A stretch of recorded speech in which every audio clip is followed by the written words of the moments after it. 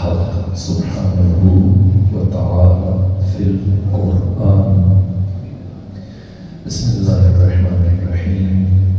الله نور السماوات والأرض مثل نوره كمشكاة فيها مصباح المصباح في زجاجة الزجاجة كأنها كوكب دري يوقد من شجرة مباركة زيتونة لا شرقية ولا غربية يكاد زيتها يضيء ولو لم تمسسه نار نور على نور يهدي الله بنوره من يشاء ويضرب الله الأمثال للناس والله بكل شيء عليم. صلوات صل على محمد وآل محمد. اللہ سبحانہ کا شکر اس مقام پر ابا معرفت مومنین اور عالم بزرگوار سب کی نورانی چہروں کی زیارت کا شرف حاصل ہوا. اب آپ سب کو اپنی حفظ و پناہ میں رکھے، حوادث سے روزگار سے محفوظ اور معمول رکھے. آپ سب کو منتظمین کو، ناظرین منبر کو، بانیان مجالس کو پروردگار طول عمر صحت اور سلامتی کے ساتھ گزارنے کی توفیق عطا فرمائے. آمین. رزق و جان و مال و اولاد میں وسعت و برکت عطا فرمائے. اسی خواہش کی کہ میں آپ کی خدمت میں 5 روزہ سلسلے مدارس میں توحید از نظر قرآن و معصومین علیہ السلام اس موضوع کو بیان کروں. اور آج 13 جماعت الثانی کی ایام فاطمیہ کا بھی آغاز ہے. میں کوشش کروں گا کہ دونوں چیزوں کو جمع کر کے آپ کی خدمت میں کچھ مطالب، کچھ معارف اور کچھ مفاہیم بیان کرنے میں کامیاب ہو سکوں. ہمیں 5 روزہ سلسلے مجالس کے لیے جس آئے قرآنی کو سلسلہ عنوان کر دیا، اسے آیت نور کہا جاتا ہے. یہ سورہ نور کے نور کی 35 نمبر ہے. اس آیت کی نسبت سے سورہ کو بھی سورہ نور کہا جاتا ہے. ایک طرح وقت ہم اس کا ترجمہ سمجھ لیں، پھر اس کی تدریجاً عمیق مفاہیم کی طرف ہم بڑھیں. اللہ نور السماوات والارض، اللہ آسمانوں کا اور زمین کا نور ہے. مثل نورہ کمشکاۃ، اللہ کے نور کی مثال مشکات کی جیسی ہے. مشکات تاکچہ، چراغدان، محراب نما وہ آلہ جہاں چراغ کو رکھا جاتا ہے. اگر چراغ کو معلق کر دیا جائے، آویزاں کر دیا جائے، چھت کے ساتھ لٹکا دیا جائے، اسے عربی میں قندیل کہتے ہیں. بے شک. لیکن اگر چراغ آویزاں نہ کیا جائے بلکہ محراب نما دیوار کے اندر کسی آلے میں رکھا جائے، جس جگہ اس چراغ کو رکھا جاتا ہے اسے عربی میں مشکات کہتے ہیں. بے شک. مثل نورہ کمشکات، اللہ کے نور کی مثال مشکات کی جیسی ہے. فیہا مصباح، جس میں چراغ ہے. پروردگار نے یہ نہیں فرمایا کہ مثل نورہ کمصباح، کہ اللہ کے نور کی مثال چراغ کے جیسی نہ، مثل نورہ کمشکات، اللہ کے نور کی مثال مشکات کی جیسی ماشاءاللہ فیہا مصباح، جس میں چراغ ہے، بے شک المصباح فی زجاجہ، یہ چراغ پھر خود زجاجہ میں، زجاجہ آبگینہ، حباب، وہ باریک نازک لطیف شیشہ جسے چراغ کے اوپر رکھا جاتا ہے تاکہ اس کی روشنی ہواؤں سے، آندھیوں سے، حوادث سے محفوظ رہے، ماشاءاللہ معمول رہے، یہ دیر تک جلتا رہے، اس کی روشنی دور تک پہنچتی رہے۔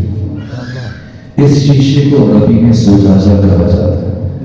المصباح فی زجاجہ، یہ چراغ اس شیشے میں، الزجاجہ کأنہا کوکب دری، کوکب ستارہ، دری موتیوں سے بنا، یہ زجاجہ، یہ شیشہ، یہ حباب آبگینہ ضیاء ہے، روشن ہے، جگمگا ہے۔ اس کی روشنی کہاں سے؟ یہ کوکب دری کی مانند، روشن ستارے کی مانند ہوئے ہے، ضیاء ہے، جگمگا ہے۔ اس کی روشنی اور چمک کہاں سے؟ یوقد من شجرۃ مبارکۃ زیتونہ، اسے روشن کیا گیا شجرہ مبارکہ زیتونہ سے، اس زجاجہ کو روشن کیا گیا۔ یہ کوکب دری کی مانند فروزاں شیشہ، اس کی روشنی کہاں سے؟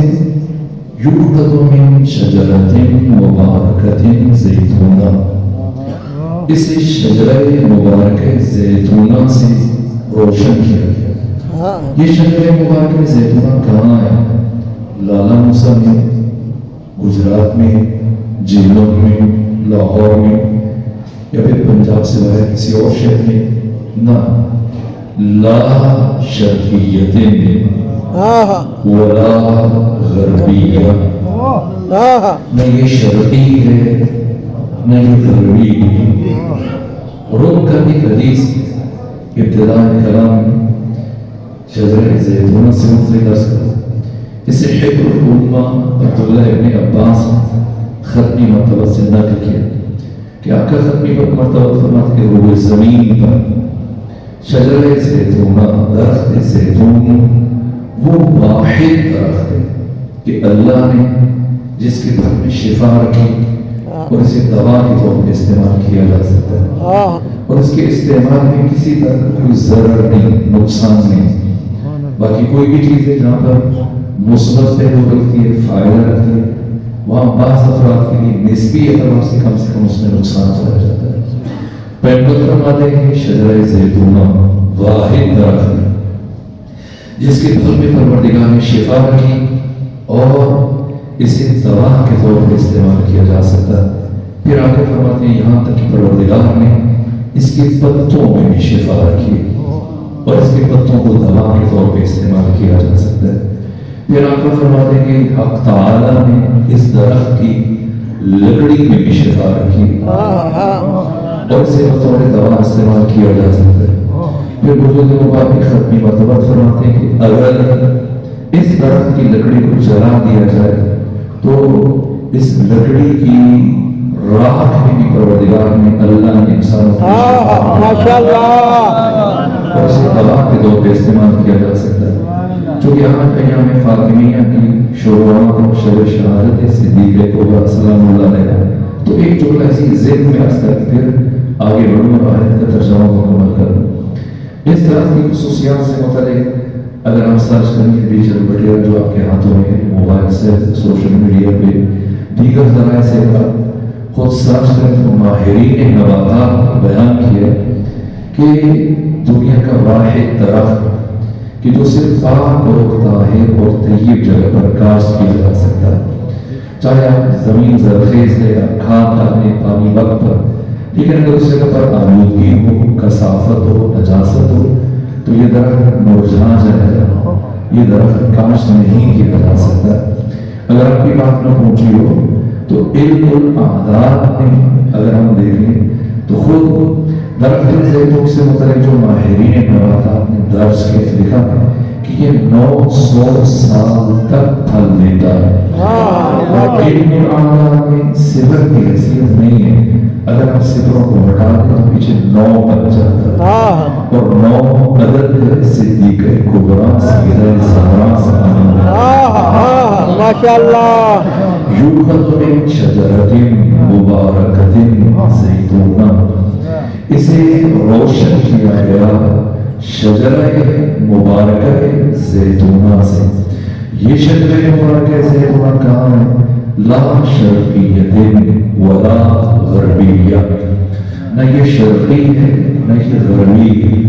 اب افعال مقاربہ کا استعمال کیا پروردگار نے، مستقبل قریب کی بات ہے، اور فرمایا کہ نور کے سلسلہ یہاں پر رک نہیں رہا، یکاد زیتها یضیء ولو لم تمسسه نار۔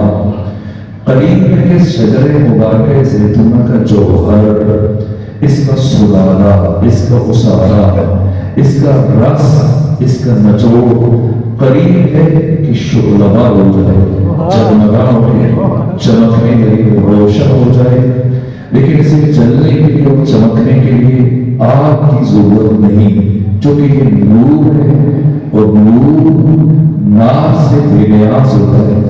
اس لیے خدا نے فرمایا وَلَوْ لَمْ تَمْسَسْهُ نَارٌ، چاہے آگ اسے مس بھی نہ کرے، چاہے اسے آگ کے قریب بھی نہ لایا جائے، یہ شعلہ ہو جائے، یہ جگمگا ہو گیا۔ اور پھر نور کا یہ سفر یہاں پر پہنچ کر رکتا نہیں، اس زیت پر، اس جوہر پر، اس سلالہ پر، اس اسار پر نور کا یہ سلسلہ جب پہنچتا ہے تو مزید آگے بڑھتا ہے، اور خدا فرماتے ہیں نور علی نور، نور بالائے نور، ایک کے بعد دوسرا یہدی اللہ لنورہ من یشاء، اللہ جسے چاہتا ہے اپنے نور کی طرف ہدایت کر دیتا ہے۔ وَيَضْرِبُ اللَّهُ الْأَمْثَالَ لِلنَّاسِ، اللہ لوگوں کے لیے مثالیں دیتا ہے، کیوں؟ وَاللَّهُ بِكُلِّ شَيْءٍ عَلِيمٌ، اس لیے کہ اللہ ہر شے کا علم رکھنے والا ہے، وہ جانتا ہے کہ میرا بندہ ان مشکل مسائل کو، ان عالی ترین معارف کو، ان بالا ترین حقائق کو مثالوں کے بغیر سمجھنے کی صلاحیت نہیں رکھتا، اس لیے پروردگار ان حقائق کو مثالوں کے ذریعے سے بیان کر رہا ہے۔ اس آیت مجیدہ کی جزئیات اور مفردات اور الفاظ کی وضاحت اور تفصیل آنے والے دنوں بیان کی جائے کہ مشکات سے مراد کیا ہے۔ زجاجہ کا مصداق جو ہمیں خود روایات اور احادیث سے ملتا ہے، وہ جو ختم مرتبت اور دیگر معصومین نے بیان کیا، اس سے مراد کیا ہے، اور اس کے بعد پھر باقی جو اس آیت میں الفاظ استعمال ہوئے نور علی نور، اس سے مراد کیا ہے۔ پھر اللہ تعالیٰ نے فعل مستقبل کی بات کی، یکاد زیتونہ، افعال مقاربہ کا استعمال کیا، اس سے مراد کیا ہے۔ مصباح کا مصداق کون ہے؟ لفظ نور اس آیت میں 5 مرتبہ استعمال ہوا، اس کی حکمت کیا ہے؟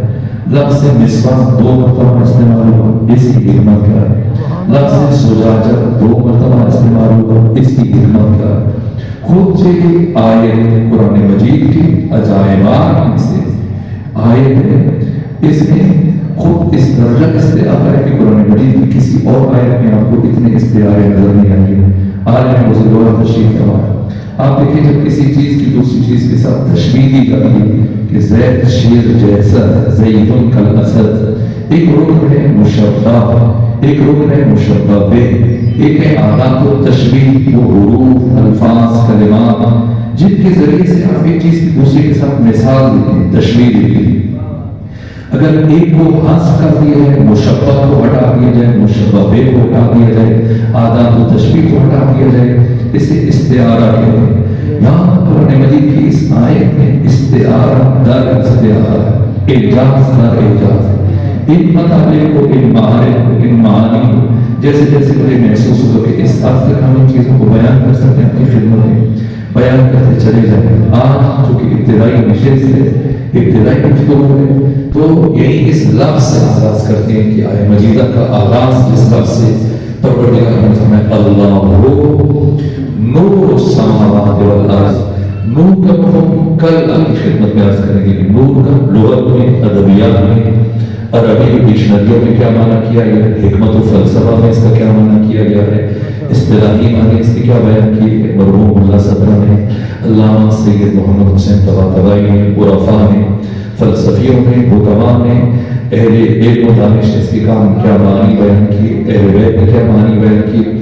اس کے خود اللہ، لفظ اللہ سے متعلق میں مختصر اجمالی گفتگو ابتدائی حد تک، تاکہ مجھے میرے محترم سامعین کی سماعت کو کبھی کسی حد تک اندازہ ہو جائے، اور یہی سے ہم اپنی گفتگو کے رخ کو بھی تعین کریں گے کہ ہم ایک مجلس کو کس سطح تک لے کے جا سکتے ہیں اور کس طرف تک لے کے جا سکتے ہیں۔ سلوات دیجیے خاندان فاطمہ